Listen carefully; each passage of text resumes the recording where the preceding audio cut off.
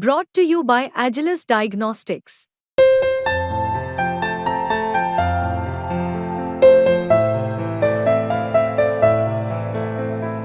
Agilus Diagnostics.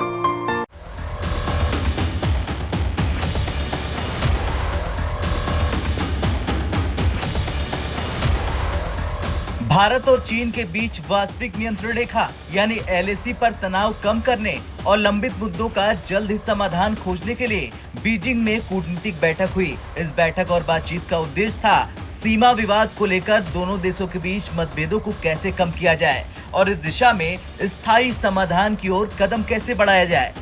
इसकी जानकारी भारतीय विदेश मंत्रालय ने दी। भारत चीन सीमा मामलों पर परामर्श और समन्वय के लिए कार्यतंत्र यानी WMCC की 31वीं बैठक बीजिंग में आयोजित की गई। इस बैठक में भारतीय प्रतिनिधिमंडल का नेतृत्व विदेश मंत्रालय के संयुक्त सचिव पूर्वी एशिया गैरांग लाल दास ने किया, जबकि चीनी प्रतिनिधिमंडल का नेतृत्व चीनी विदेश मंत्रालय के सीमा और महासागर मामलों के विभाग के महानिदेशक होंग लियांग ने किया।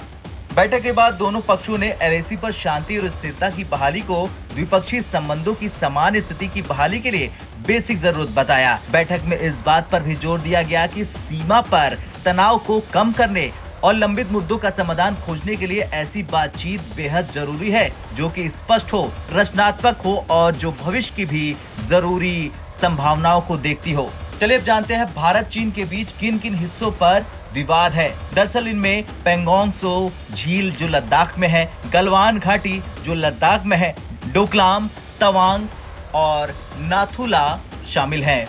बैठक के बाद चीन के विदेश मंत्रालय ने भी एक बयान जारी किया जो कि चीनी भाषा में था। इस बयान में कहा गया कि बैठक सकारात्मक, मित्रतापूर्ण और स्पष्ट माहौल में हुई। दोनों पक्षों ने एलएसी पर स्थिति को लेकर मतभेदों को कम करने और सहमति का विस्तार करने के लिए गहन विचारों का आदान प्रदान किया। उन्होंने संवाद और परामर्श को मजबूत करने, एक दूसरे की उचित चिंताओं को ध्यान में रखने और जल्द से जल्द दोनों पक्षों के लिए स्वीकार्य समाधान पर पहुंचने पर सहमति व्यक्त की।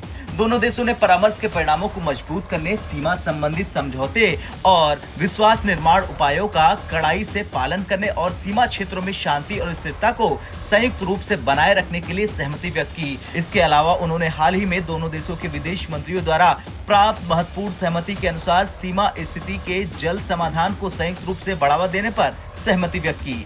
बता दें, विदेश मंत्री एस जयशंकर और चीनी विदेश मंत्री वांग यी के बीच 25 जुलाई को आसियान से संबंधित बैठकों के दौरान वियतनाम में बातचीत हुई थी। इस वार्ता में दोनों मंत्रियों ने पूर्वी लद्दाख में एलएसी पर शेष विवादित स्थानों से पूर्ण वापसी के लिए तत्परता से कार्य करने की जरूरत पर सहमति जताई थी। इससे पहले भारतीय विदेश मंत्री एस जयशंकर और वांग यी के बीच 4 जुलाई को शंघाई सहयोग संगठन यानी एससीओ की वार्षिक शिखर सम्मेलन के दौरान अस्ताना में भी द्विपक्षीय बातचीत हुई थी, जहां पर चीन ने भारत को आश्वासन दिया था कि अब ऐसा वहां कुछ नहीं होगा, लेकिन चीन कहता कुछ है और करता कुछ है, ये पूरी दुनिया जानती है और भारत भी ये अच्छे से जानता है।